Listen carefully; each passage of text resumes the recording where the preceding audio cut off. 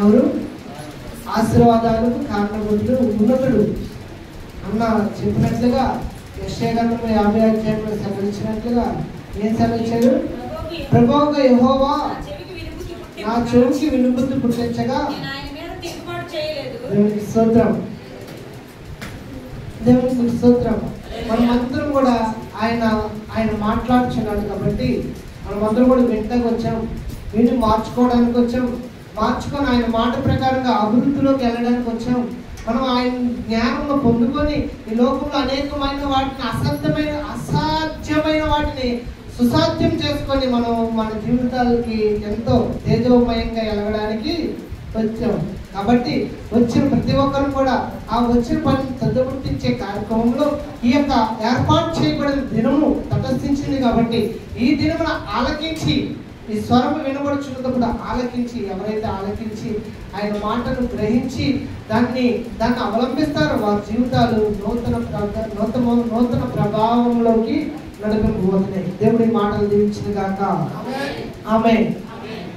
ప్రార్థన చేసుకుందాం. మహోన్నతుడా, మహాపరిశుద్ధుడైన దేవా, ప్రభా నీ బిడ్డలతో తండ్రి నీ కుమారుడు సిద్ధపడి మాట్లాడుచుకుందాం. మీరే మాట్లాడి ప్రభా నీ బిడ్డలకు కావాల్సిన ప్రభా మాటలు మీరు అందించి నీ బిడ్డలు తండ్రి నడవలసిన ప్రభావం నడిపించడానికి, జీవితంలో తండ్రి ఆశీర్వాదకరంగా మారడానికి, ఫలించడానికి, నీ నామాన్ని మహిమపరచడానికి ప్రార్థించుకొని ప్రార్థన చేస్తూ అది వెలుగుచున్నాం తండ్రి. సామెతల గ్రంథం 4వ అధ్యాయం 23వ వచనంలో నీ హృదయంలో ఉండి జీవధారణ బయలుదేరిన కాబట్టి అన్నిటికంటే ముఖ్యంగా నీ హృదయమును భద్రము చేసుకోవాలి. సామెతల గ్రంథము 4వ అధ్యాయం 23వ వచనం. నీ హృదయంలో ఉండి జీవధారణ బయలుదేరి కాబట్టి అన్నిటికంటే ముఖ్యంగా నీ హృదయమును దేవునికి ధనమును భద్రంగా కాపాడుకుంటున్నారు, లేకపోతే మన బంగారంను భద్రంగా కాపాడుకుంటున్నారు, లేకపోతే ఇళ్లను స్థలాలను భద్రంగా కంచి వేసి కాపాడుకుంటున్నారు. కానీ వాటన్నిటికన్నా ముఖ్యంగా కాపాడుకోవాల్సింది ఏంటి అని దేవుడు సెలవిస్తున్నాడంటే, ఇక్కడ దేవుడు అసకృతమైన ఆలయంలో నివసించడు. దేవుడు నీ దేహం అనే ఆలయంలో, నీ హృదయం అనే గుండె గదిలో నివసిస్తూ నీతో మాట్లాడే దేవుడు. కాబట్టి నీ హృదయమును భద్రంగా కాపాడుకోకపోతే ఆ హృదయంలోను దేవుడు నివసించాల్సిన ఆ గదిలోను దుష్టుడి యొక్క నివాసం వచ్చి మనల్ని అంతం చేస్తూ ఉంటాడు.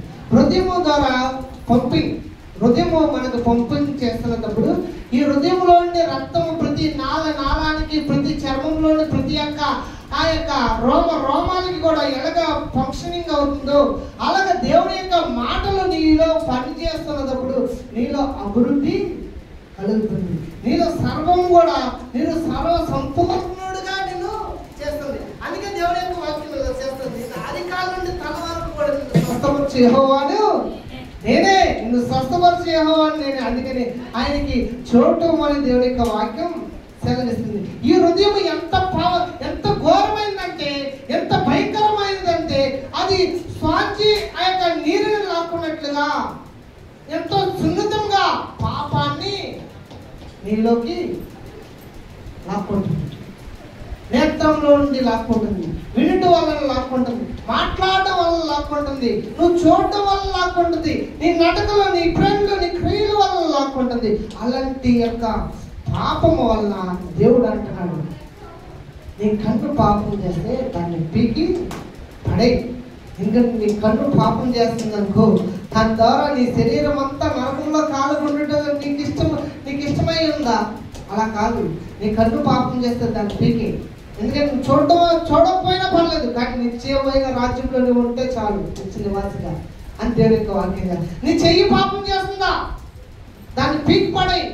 నీ చెయ్యి పాపం చేస్తుంటే, ఎందుకంటే నీ దేహం అంత ఆత్మ కూడా, నువ్వు యుగాలు దేవుడితో ఉండే స్థలము. అంటే ఈ స్థలము మరి ఏంటిది? ఈ స్థలము ఇది యాత్రికులం. ఇక్కడ మనదంటూ ఏది లేదు. అది అన్ని కూడా అతి గొప్ప లాంటిది. ఇది మనం వాడుకోవడానికే, రుచి చూడటానికే, ఆనందించడానికే. మనము ఇక్కడ అతిశయించేది లేదు. అన్ని కూడా తల్లిదండ్రులు దేవుడు ఇచ్చాడు, బిడ్డలను దేవుడు ఇచ్చాడు, అన్నదమ్ములను దేవుడు ఇచ్చాడు, స్నేహితులను దేవుడు ఇచ్చాడు, అందరినీ దేవుడు ఇచ్చాడు. నీదంటూ ఏముంది? ఏది లేదు. ఈ లోకంలో నువ్వు వచ్చిందంతా కూడా పిల్లలతో గడపాల్సిన సమయంలో పిల్లలతో గడపాలి, తల్లిదండ్రులతో గడపాల్సిన సమయంలో తల్లిదండ్రులతో గడపాలి, స్నేహితులతో గడపాల్సిన సమయంలో స్నేహితులతో గడపాలి. ఇక్కడ గడిపే సమయంలో దేవుడు నీవు గడిపే సమయాన్ని ఇచ్చినందుకు దేవుడు కృతజ్ఞతాస్తుతులు చెల్లించాలి. అలాగే చెల్లిస్తూ ఉంటే నీ జీవితంలో మధురమైన క్షణాలు నువ్వు చూడగలుగుతూ ఉంటారు. అందుకని దేవుని యొక్క వాక్యం ఇలా సెలవుస్తుంది. ఇర్మియా గ్రంథము 17:9 హృదయము ఘోరమైన వ్యాధిది, హృదయము అన్నిటికంటే మోసకరమైనది. 17:9 హృదయం అన్నిటికంటే మోసకరమైనది, అది ఘోరమైన వ్యాధి కలది. దాన్ని గ్రహింపగలవాడు ఎవడు? దాన్ని గ్రహించలేరు. కాబట్టి ఆ హృదయమును కాపాడుకోవాలని దేవుని యొక్క వాక్యం సెలవుస్తుంది. ఆ హృదయంలో దేవుడు మాట్లాడుచున్నాడు. నా కుమారుడా, నా కుమార్తె అని నేను మాట్లాడుచున్నాడు. నీ బ్రతుకు తేజరిల్లడానికి ఆ హృదయంలో నీకు ఆ యొక్క కాంతిని నీకు నీ ముఖ తేజస్సుకి ఆయన అందిస్తున్నాడు. ఆయన నీ హృదయంలో తెప్పరలు చేస్తున్నాడు. హృదయంలో ఉండి ఆయన నీ హృదయంలో ఆయన నీకు సమాధానం ఇస్తున్నాడు ఆ హృదయంలో. కాబట్టి ఆ హృదయమును నువ్వు కాపాడుకోవాలి. కాపాడుకోలేకపోతే నీ హృదయం ఘోరమైన వ్యాధి కలుగుతూ ఉంటుంది. ఎందుకంటే ఒకడు తన యొక్క ఇల్లుని విడిచి వెళ్ళిపోయినప్పుడు ఆ ఇల్లుని ఏం చేస్తాడు? శుభ్రం చేసి ఉంచుతాడు. ఆ ఇంటిలోను విడిచి వెళ్ళిపోతే శుభ్రం అవుతాడు. ఇప్పుడు నేను చాలా పాపంలో, వ్యసనంలో, వ్యాధులు, లేకపోతే అబద్ధాలు, ఘోరమైన వ్యభిచారము, దొంగతనము ఎన్నో చేసినప్పుడు ఈ హృదయం అవన్నిటితో నిండిపోయినప్పుడు నా పరిస్థితి ఘోరంగా మారిపోయినప్పుడు ఆ ఘోరమైనదే నాకు సంతోషం అనుకుంటున్నా నేను. కానీ సారమైనది, సంతోషమైనది, ఆనందమైనది వేరే ఉందని నాకు తెలియనప్పుడు దేవుడు నాకు దర్శించాడు. యవనస్తుల ప్రార్థనల ద్వారా దర్శించినప్పుడు ఈ పాపములు అన్నింటిని కూడా విడిచిపెట్టి నేను ఆ పాపము స్థలమును విడిచిపెట్టి దేవుని యొక్క స్థలానికి వచ్చినప్పుడు ఈ యొక్క స్థలంలో దేవుని యొక్క స్థలంలో నాలో నిండాల్సింది ఏంటి? దేవుని మాటలతో నిండిపోయి ఉంటే నేను పాపము చేయను. దేవుని యొక్క పాపం మాటలతో నిండుకోకుండా నేను ఈ లోకంలో ఉన్న వాటితో నిండుకొని ఖాళీగా ఉంచాను అనుకో, నాలోకి ఏమొస్తాయి? ఖాళీగా ఉంచితే ఏమొస్తాయి? ఖాళీ బుర్ర హార్కాన్ అంట. ఏంటంటే ఒక ఒంటరితనం అనేకమైన ఆలోచనలకు, అనేకమైన మాటలకు, అనేకమైన భయాలకు చాలా ప్రభావితం చేస్తుంది. కాబట్టి ఒంటరితనం అంత మంచిది కాదు అని దేవుడే సెలవిస్తున్నాడు. కాబట్టి మార్కు సువార్త 7:21 సెలవిస్తే అంటే మన ఖాళీగా ఉంటే, మన యొక్క స్థలము, మన యొక్క ఇల్లు ఖాళీగా ఉంటే దానిలో ఏమి నివసిస్తాయి? లోపల నుండి అనగా మనుషుల హృదయములో నుండి దురాలోచనలు, జారత్వములు, దొంగతనములు, నరహత్యలు, వ్యభిచారములు, లోభములు, కృత్రిమములు, కామ వికారములు, మత్సరములు, దేవదూషణలు, ఆంబావములు, అవివేకములు వచ్చును. ఇవన్నీ కూడా ఎక్కడ నుండంట? లోపల నుండే, అనగా మనిషిని హృదయములో నుండే బయలుదేరుతున్నాయి. కాబట్టి ఈ హృదయములో నుండి బయలుదేరితే ఇవన్నీ కూడా నిన్ను అపవిత్రపరుస్తుంది. కాబట్టి నీ హృదయమును నువ్వు ఏం చేయాలి? భద్రము చేసుకోవాలి. నీ హృదయమును ఏం చేయాలి? దేవుని వాక్యముతో నీవు నింపుకోవాలి. కాబట్టి దేవుని యందు భయభక్తులు కలిగిన వాడు దుష్టుని ఆలోచనలు మానాలి. దుష్టుని యొక్క ఆలోచనలు మారి ఎలా ఉండాలంటే దేవుని యొక్క వాక్యం సెలవిస్తుంది కదా, దేవుని యొక్క జీవ జలముల యొక్క నాటబడిన వాడై ఉండాలి. దేవుని యొక్క వాక్యం సెలవిస్తుంది. 1వ కీర్తన గ్రంథము 1:1 నుండి చూస్తే, దుష్టుల ఆలోచన చెప్పుడు నడవక, పాపుల మార్గము నిలవక, అపహాస్యులు కూర్చుండు చోట కూర్చుండక, యెహోవా ధర్మశాస్త్రమందు ఆనందించు, దేవారాత్రము ధ్యానించు అతడు ఎక్కడంటే సర్వ సమృద్ధి అయిన దేవుని యొక్క జీవ జలముల యొక్క నాటబడిన వాడై ఉంటాడు. జీవ జలముల యొక్క నాటబడిన వాడై ఉంటాడు. ఆకువాడక తన కాలమందు ఫలమిచ్చి చెట్టు వలె. 8వ వచనం చూడండి, 6:8 అది 17:8 అదేనమ్మా 27 చేయమని.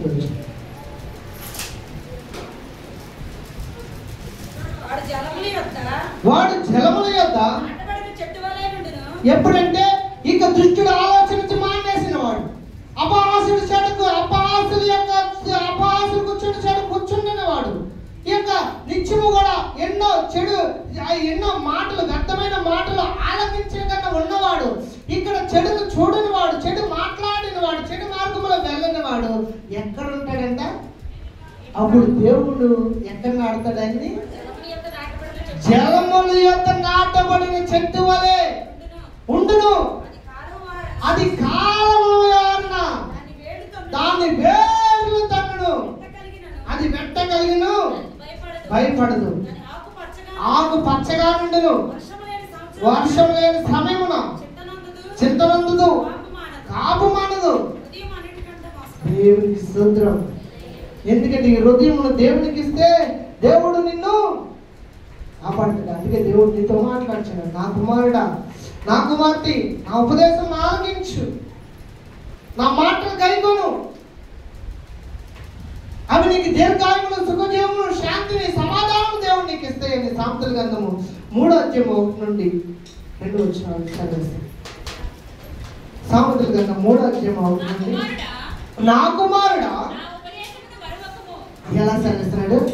నా కుమారుడా, నా కుమారుడా, నా కుమారుడా, నా ఉపదేశంను మరొకము, నా ఆజ్ఞలు, నా కుమారుడా, నా ఆజ్ఞలు హృదయపూర్వకంగా నువ్వు కైకొను. అవి నీకు ఏమిస్తాయంట?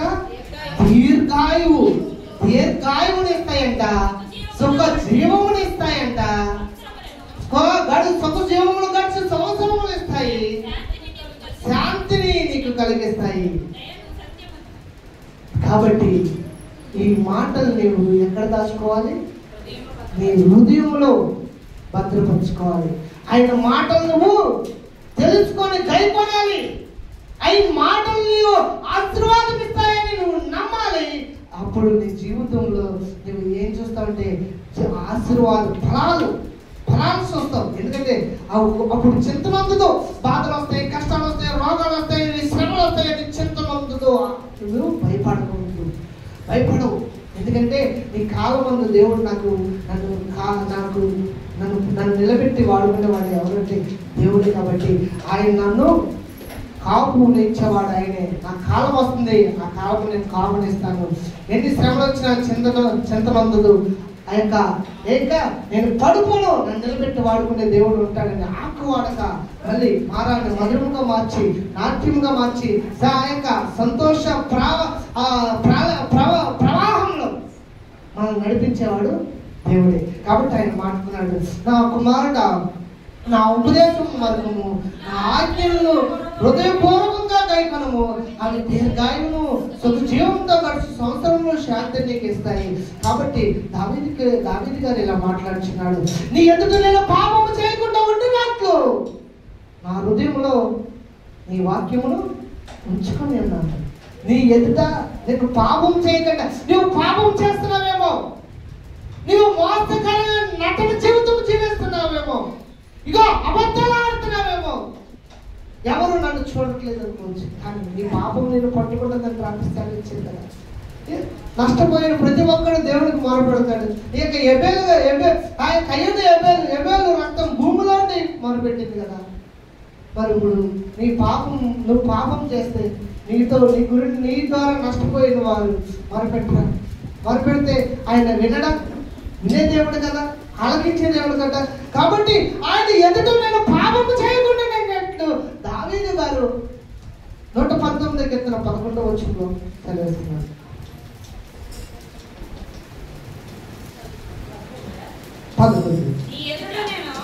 నీ ఎదుట నేను పాపం నా హృదయంలో దేవునికి స్తోత్రం. మరి మనం ఉంచుకుంటున్నాము దేవుడి వాక్యము. మన బిడ్డల్ని ఈ జ్ఞానం ఇచ్చేది దేవుడి వాక్యమే. బుద్ధి జ్ఞాన సర్వ సంపదలు ఆయన యొక్క గుప్తమై ఉండేవి. ఈ యొక్క బుద్ధి జ్ఞాన సర్వ సంపదలు పైనుండి వచ్చేవి, అవి దేవుని యొక్క నుండి వచ్చేవి. అందుకని సామెతల గ్రంథం 2:6 యెహోవాయే జ్ఞానం ఇచ్చేవాడు. ఆ యొక్క జ్ఞానవంతుడి యొక్క మాటల్ని నువ్వు ఆలకిస్తే నా కుమారుడా ఇను, ఆలకించు, గైకొను, అవి దీర్ఘాయువు ఇస్తాయి, సుఖజీవం ఇస్తాయి, శాంతిని ఇస్తాయి, సుఖజీవంతో కలిసి సంవత్సరాలు నీకు ఇస్తాయి అని దేవుడు నీతో బతుకులాడుతున్నాడు. ఆలకించినాడు, అవి నీకు మంచి చేస్తాయి అని మాట్లాడుతున్నాడు. ఇక్కడ 119 నీ ఎదుట నేను పాపము చేయకుండానట్లు నా హృదయంలో నేను నీ వాక్యమును ఉంచుకొని ఉన్నాను. కాబట్టి 10వ వచనం చూడండి, 119:10. నా పూర్ణ హృదయముతో నిన్ను వెతికి ఉన్నాను, నన్ను నీ ఆజ్ఞలు విడిచి తిరగనీయకము. ఏం చదివేస్తున్నానండి? నా పూర్ణ హృదయంతో. మనం అందరం కూడా పూర్ణ హృదయంతో నమ్మకం ఉంచే కదా దేవుని సన్నిధికి వచ్చాం. దేవుని సన్నిధికి నమ్మకం ఉంచి వచ్చామా, లేకపోతే నమ్మి వచ్చామా, నమ్మకండి వచ్చామా? నమ్మే వచ్చాం. మనకి ఎలాంటి పరిస్థితుల్లో దేవుడు మనల్ని లేవనెత్తాడు. నిజంగా రాత్రి పాస్టర్ గారు నాకు చేసిన ఉపకారములన్నిటిలో దేనిని మరొకమని తన ప్రాణంతో దాగి సెలవిస్తున్నాడు. మీరు కూడా అది సెలవించి మీరు కూడా ఒకసారి జ్ఞాపకం చేసుకోమన్నప్పుడు నా హృదయంలో ఎన్ని ఉపద్రవముల్లో ఉండి, ఎన్ని సంకటముల్లో ఉండి, ఎన్ని వ్యాధుల్లో ఉండి, ఎన్ని ఆ యొక్క జైలు శిక్షల్లో ఉండి ఎన్ని తప్పించాడు దేవుడు. నాకు ఒక్కసారి నా మైండ్లో రివైండ్ చేసుకున్నప్పుడు నాకు నిజంగా కన్నీళ్ళు తిరిగింది. నిజంగా అలాగా దేవుడు ఎన్నో వాటి నుండి తప్పించాడు. ఎన్నో శ్రమలను ఆశీర్వాదంగా మార్చాడు, ఎన్నో శాపములు ఆశీర్వాదంగా మార్చాడు, ఎన్నో తెగుల నుండి, ఎన్నో యాక్షన్ల నుండి, ఎన్నో ఉపద్రవం నుండి, ఎన్నో జైలు శిక్షల నుండి, ఎన్నో నిందల నుండి దేవుడు లేవనెత్తి ఈ రోజున ఇలా దేవుడి కుటుంబంతో గడిపే, సంఘంతో గడిపే, ఆ యొక్క దేవుడి సన్నిధిలో గడిపే ఆ భాగ్యాన్ని ఇచ్చాడండి. అది ఎంతో కృప. ఆయన కృపకి మన పాత్రలు కానప్పటికీ కూడా ఆయన యొక్క దయ చేత, ఆయన యొక్క ప్రేమ చేత ఆయన మనల్ని ఆకర్షించుకుని వాడుతున్నాడు. కాబట్టి దేవుడి యొక్క ఆయన నా పూర్ణ హృదయముతో నిన్ను వెతికి ఉన్నాము. కాబట్టి ఆయన ఆజ్ఞలు విడిచి తిరగనీయకుండా ఆయన మనల్ని ఆకర్షించుకునే దేవుడు. మత్తయి సువార్త 12:43 అపవిత్రాత్మ పట్టి ఒక మనిషిని పట్టి 12:43 నేను చెప్తా. అపవిత్రాత్మ ఒక మనిషిని వదిలిపోయిన తర్వాత అది విశ్రాంతి వెతుకుచు, ఏంటంటే విశ్రాంతి వెతుకుచు తిరుగుతుందంట, వదిలి వెళ్ళిపోయిందంట. కాబట్టి ఇక్కడ నన్ను వదిలిపోయిన ఆత్మ ఎవరిలోకైనా వెళ్ళాలి. ఇప్పుడు మనకి 2000 దెయ్యాలు పెట్టినవాడు, గెరసన్ దేశంలో 2000 దెయ్యాలు పట్టినవాడు ఒక మనుషుడు కదా. ఆ మనుషుల్ని 2000 దెయ్యాలు పట్టినాయి కదా. పట్టినయా అందరికి తెలుసా? పట్టినయా తెలుసా? అందరికి తెలుసు, అందరికి విన్నాం కదా. చూడకపోయినా విన్నాం కదా. క్రీస్తు ప్రభువారు వాటిని ఆయన దగ్గరకు వచ్చినప్పుడు అవన్నీ కూడా ఆయన దగ్గరికి పరిగెత్తుకొని వెళ్ళి ఇగో మమ్మల్ని ఏం చేయకు అని వేడుకునే కదా. ఈ విషయం అందరికీ తెలిసే కదా. కాబట్టి ఈ యొక్క 2000 దయ్యాలని కూడా ఈయన పొమ్మంటే పంతుల్లోకి వెళ్ళిపోయింది. కానీ ఇక్కడ ఒక మనిషిని వదిలిపోయిన తర్వాత ఒక ఆత్మ ఈ యొక్క ఎవరిలోకి వెళ్దామా, ఎవరింటికి వెళ్దామా అని తిరుగుతుంటే అందరి దగ్గర ప్రార్థన ఉందంట, అందరి దగ్గర శుద్ధి ఉందంట, అందరి దగ్గర మంచి జీవితం, మంచి ప్రవర్తన జీవితం, అభివృద్ధి కలిగిన జీవితం. దేవుడు అనేక మంది హృదయాలను ఆయన వైపు ఆకర్షించుకొని బలవంతంగా చేశాడంట. ఎక్కడ కూడా ఖాళీ లేకపోతే అది తిరిగి మళ్ళీ నేను వదిలి వచ్చిన ఇంటికే వెళ్ళిపోదాము అనుకున్నప్పుడు ఆ ఇంటికి వెళ్ళేసరికి ఊడ్చంట అది ఏమి దేవుడి మాటలు లేకుండా అది ఊడ్చి శుభ్రం చేసి ఖాళీగా ఉంచిందంట. ఖాళీగా ఉంచేసరికి ఇది వచ్చి చూసింది అని శంకలు గుద్దుకొని ఖాళీగా ఉన్నాయి, వదిలొచ్చిన ఇల్లు ఖాళీగా ఉందని వెనక్కి వెళ్ళిపోయి తన స్నేహితుల్ని, తనకంటే చెడ్డమైన స్నేహితుల్ని తీసుకొచ్చి తన యొక్క ఆ ఇంటిలో నివసించినప్పుడు ఆ మనుషుడి స్థితి అప్పటికంటే మరి ఘోరంగా తయారైందంట. అలాంటి ఘోరమైన స్థితిలోకి మనం రాకుండా ఉండాలంటే దేవుని వాక్యం మన హృదయంలో ఉంచుకోవాలి. ఇప్పుడు చదవాలి 12:43. ఒక అపవిత్రాత్మ ఒక మనిషిని వదిలిపోయిన తర్వాత అది విశ్రాంతి వెతుకుచు నీరు లేని చోట్ల తిరుగుచుండును. అది విశ్రాంతి దొరకనందున నేను వదిలి వచ్చిన నా ఇంటికి తిరిగి వెళ్ళుదని వచ్చి ఆ ఇంట ఎవరునూ లేక అది ఊడ్చి అమర్చియుండుట చూచి వెళ్ళి తమ కంటే చెడ్డవైన మరి 7 దెయ్యములను వెంట పట్టుకొని వచ్చాను. అది దానిలో ప్రవేశించి అక్కడనే కాపురముండెను. అందుచేత ఆ మనిషిని స్థితి కడపటి స్థితి కంటే మొదటి స్థితి కంటే చెడ్డగా అయింది.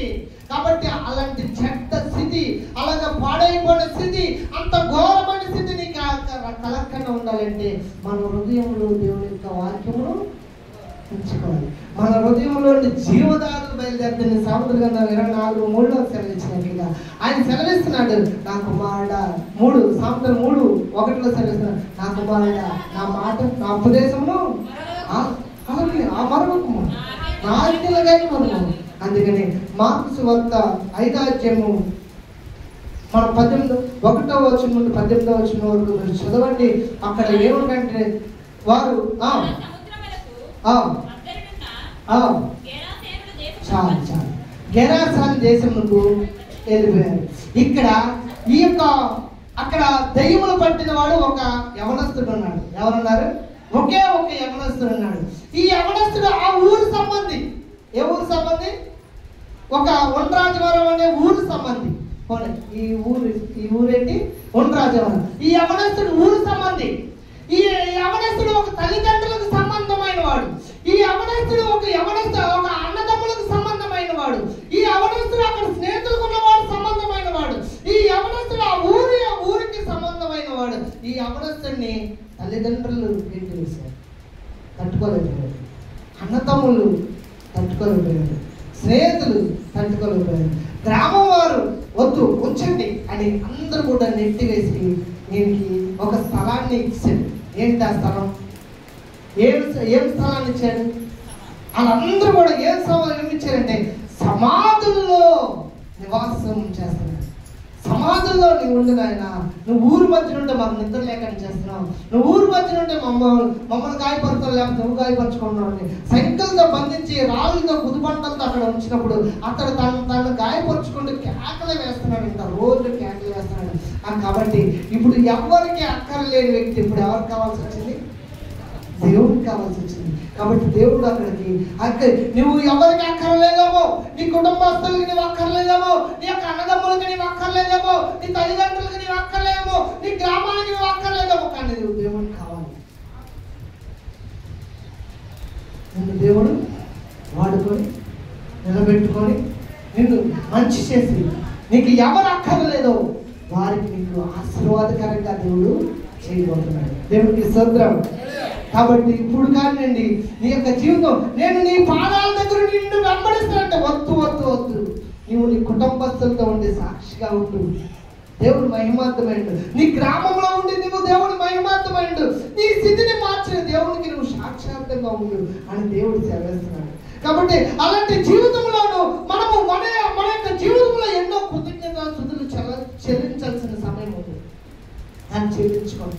కానీ ఈ సమయంలో మనం ప్రార్థన చేయాల్సిన సమయం ఉంది. పక్కింటి వారి గురించి, మన సమస్యల గురించి, మన ఇబ్బందుల గురించి, మన యొక్క అక్కల గురించి, మన బిడ్డల అభివృద్ధి గురించి, మన యొక్క ఉన్నతమైన స్థితి గురించి దేవుని మహిమతో ఫలించాలని ప్రార్థన చేయాల్సిన సమయం ఉంది. కానీ మనం చేయలేకపోతున్నాం. కాబట్టి ఎన్ని యొక్క బాధ్యతలు మన మీద ఉన్నాయో కానీ అన్ని బాధ్యతలు మనము తీర్చేవారుగా ఉండాలి. కాబట్టి దేవుని యొక్క సన్నిధిలో దేవుని యొక్క హృదయంలో మనకి దేవుని యొక్క వాక్యం లేకపోతే ఏమైపోతుంది? పాడైపోతుంది. కాబట్టి దేవుని యొక్క వాక్యమును మన హృదయంలో ఉంచుకోవాలి. కీర్తన 19:10 9. ఎన్నో భయములు మనల్ని కృంగతీసేస్తాయి, ఎన్నో భయములు మనల్ని ఆందోళన చేస్తాయి, ఎన్నో భయములు మన హార్ట్ అటాక్లు కలిగిస్తాయి, ఎన్నో భయములు బీపీ షుగర్లు కలిగిస్తాయి. కానీ ఈ భయము నీకు ఆశీర్వాదం కలిగిస్తుంది. ఈ భయము నీ హృదయముకు సంతోషము కలిగిస్తాయి. ఈ భయము పవిత్రమైన వాడిగా నిన్ను చేస్తుంది. ఏంటి ఆ భయం అంటే, యెహోవా యందైనా భయము పవిత్రమైనది, అది నిత్యము నిలుచును. యెహోవా న్యాయ విధులను సత్యమైనవి, అవి కేవలము న్యాయమైనవి, అవి బంగారము కంటెను విస్తారమైన మేలిమి, బంగారము కంటెను కోరదగినది, మధురమైనవి. కాబట్టి వీటికంటే నువ్వు ఏమిస్తావు దేవునికి? ఆయన అన్నాడు కదా, ఏమిస్తావు? ఎడాది దూడలా, విస్తారమైన ధనమున, బంగారమున, ఏమిచ్చి నువ్వు రుణం తెచ్చుకుంటావు? అవి చాలదా? నా గర్భఫలమును ఇస్తే నీ రుణం తీరుతుందా?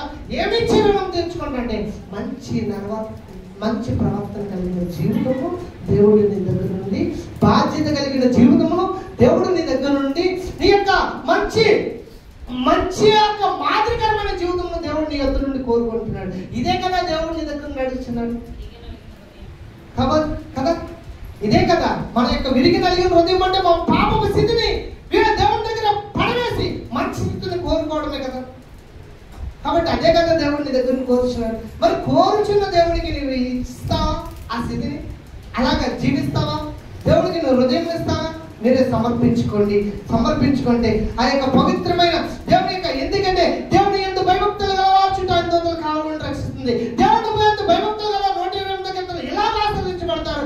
దేవుని ఎందు భయభక్తులు గలవారు మంచి పదార్థములు భుజిస్తారు. దేవుని ఎందు భయభక్తులు గలవారు శ్రమలు, శోధనలు, ఆటంకములు, అగ్నిగుండములు, ఇంకా వ్యాధులు, శోధనలు అన్నిటిలో కూడా పైకి లేవనెత్తబడతారు. అది దేవుని యందు భయము. అది పవిత్రమైనది, అది నిత్యము నిలిచేది, అది నీ జీవితాలను బాగు చేసేది. ఆ యొక్క భయం వల్ల ఆ యొక్క ఫలించే కొమ్మగా ఉన్నాడు ఎవరు? యేసయ్య. ఏమన్నాడు? నేను నిందలకు, ఈ యొక్క మనుషుల యొక్క శిక్షల గురించి భయపడ్డాను, నన్ను చూచేవాడు అన్నాడు, ప్రతిబంధించేవాడు. నేను ఆయన భయపడుతున్నాను. ఆయన మనుషులు ఎదురు కాదు, దేవుడికి భయపడి మంచి ఆశీర్వాదం పొందుతున్నాడు. దేవుడికి భయపడేవాడు దానియాలు సింహం బోర్డులోకైనా వెళ్ళడానికి సిద్ధపడ్డాడు, కానీ దేవుడికి ప్రార్థించడం. దేవుడికి భయపడే వారు చాలా మంది ఉన్నారు. ఎన్నో ఆ యొక్క దేవుడికి భయపడి ఎన్నో సూర్య కార్యాలు చేశారు, ఎన్నో అద్భుత కార్యాలు. ఏలియా లాంటి వాడు, ఎంతోమంది, యెహోషువ లాంటి వాడు, ఎంతోమంది ఆ యొక్క రూతు లాంటి వారు, ఎస్తేర్ లాంటి వారు, ఇంకా ఎంతోమంది ఎన్నో గొప్ప కార్యాలు చేశారు. కాబట్టి దేవుడిని భయపడితే దేవుని యొక్క జీవితంలో, కాబట్టి దేవుని యొక్క జీవితంలో ఈయన మాటలు నీకు ఏమిస్తే ఆశీర్వాదకరం వస్తుంది. దీర్ఘకాండము 11:18 11:18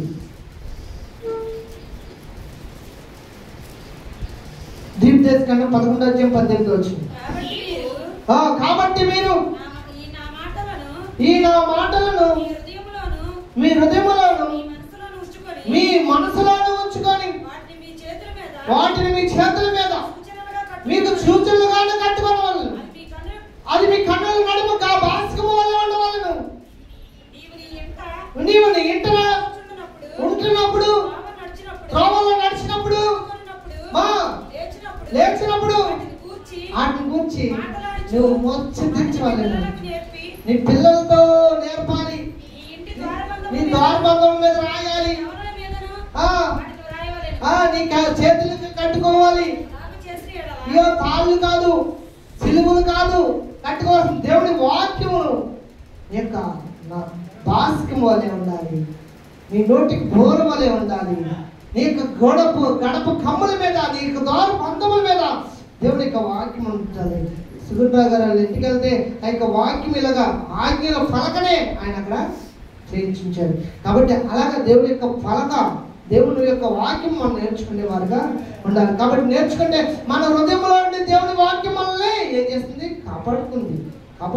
ఎందుకంటే నీ హృదయంలో మీరు మీ హృదయంలో మీరు కాపాడుకోవాలంటే దేవుని వాక్యమును మీ హృదయంలో ఉంచుకోవాలి. కాబట్టి 2 కొరింథీయుల 5:17 2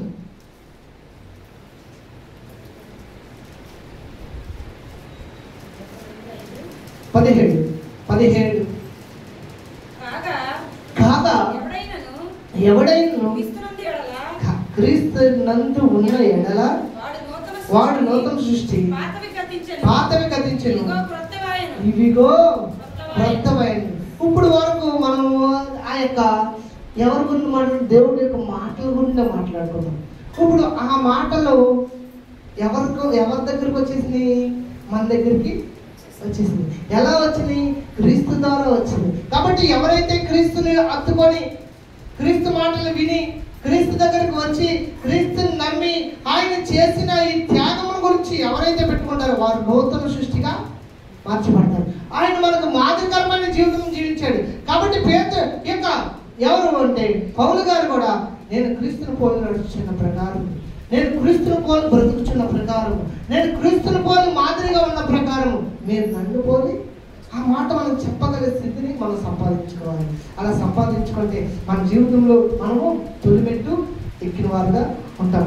కాబట్టి మన క్రీస్తునందు నూతన సృష్టిగా మార్చబడతాం, క్రీస్తులా మార్చబడతాం. క్రీస్తు ఆది అంతము లేనివాడై ఉన్నాడు, నిరంతరము నిలిచేవాడై ఉన్నాడు. కాబట్టి మనమందరం కూడా ఎఫెసీయులకు రాసిన పత్రిక 5:18 మరియు మద్యముతోను మత్తులై ఉండుడి, వాటిలో దుర్వ్యాపారము కలదు, అయితే ఆత్మపూర్ణులైనడి, దాంట్లో సర్వ సంపూర్ణత కలదు.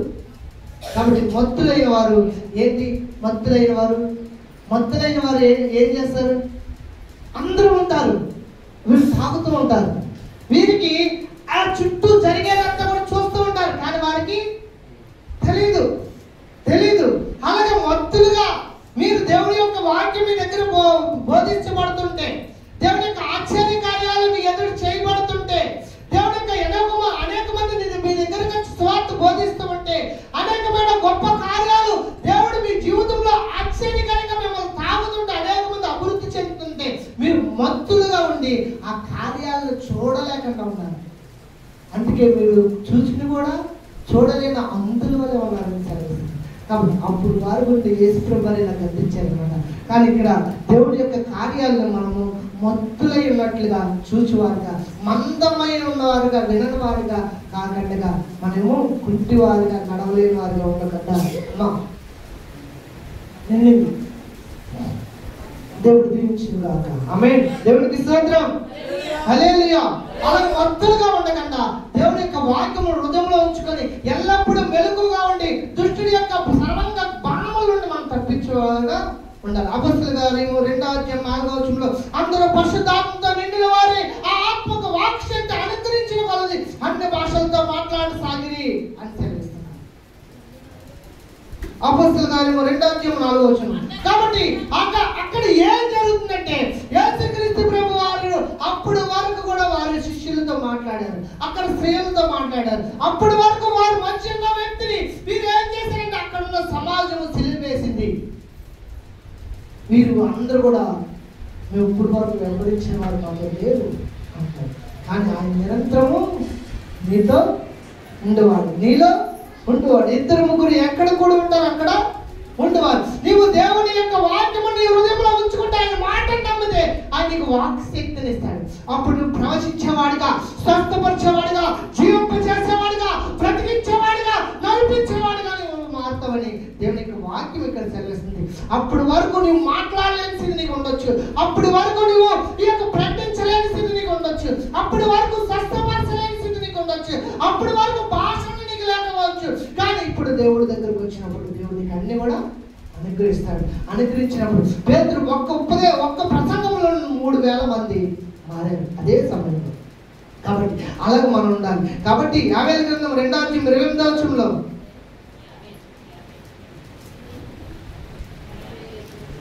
యావేలు గ్రంథం 2:28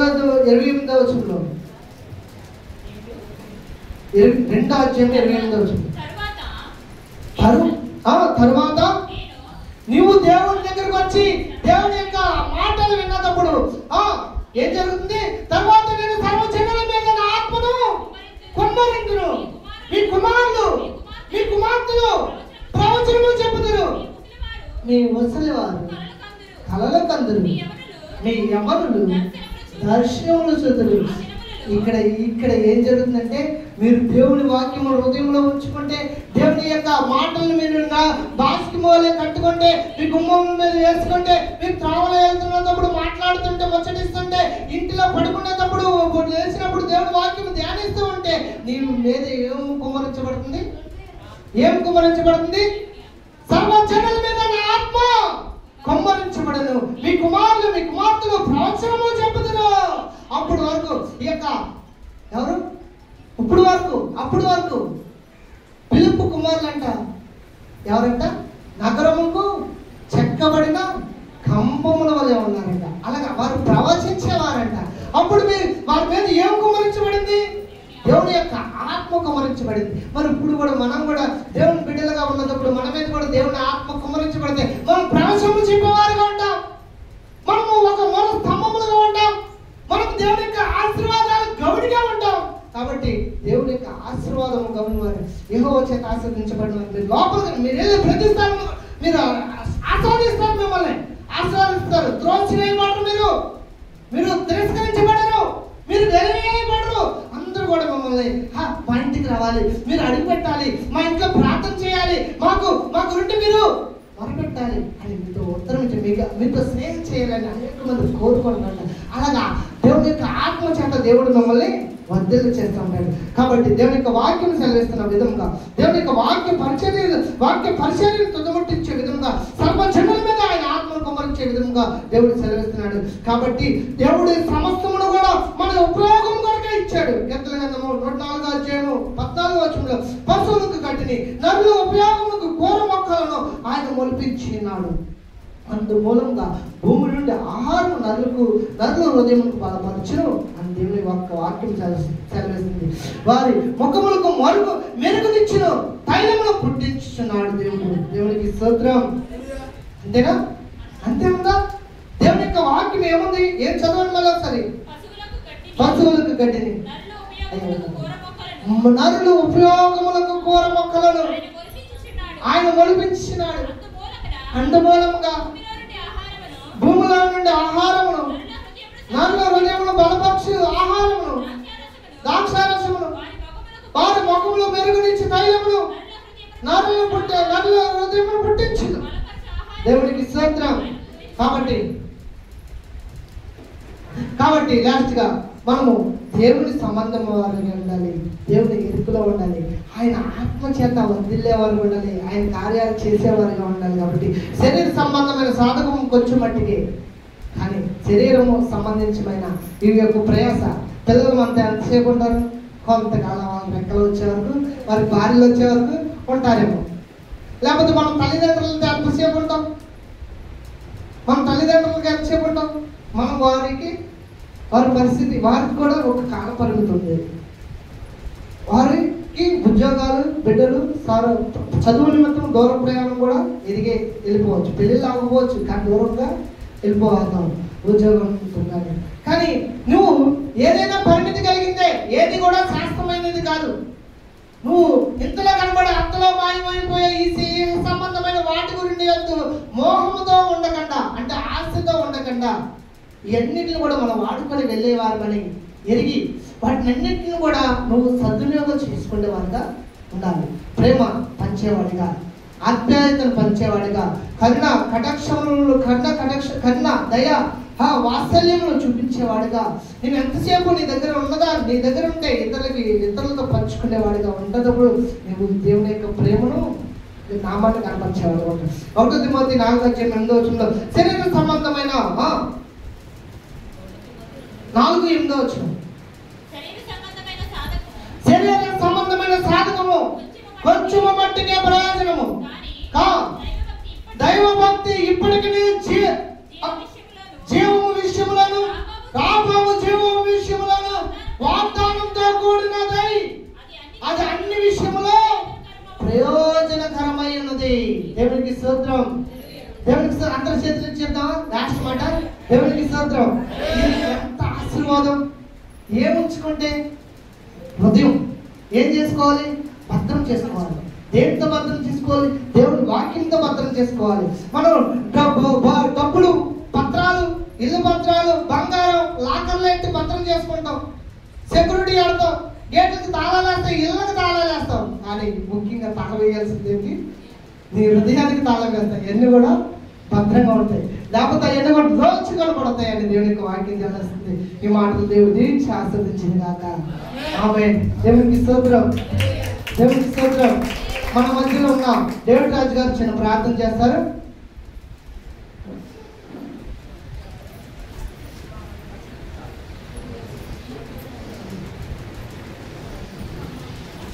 దేవునికి స్తోత్రం, దేవునికి స్తోత్రం.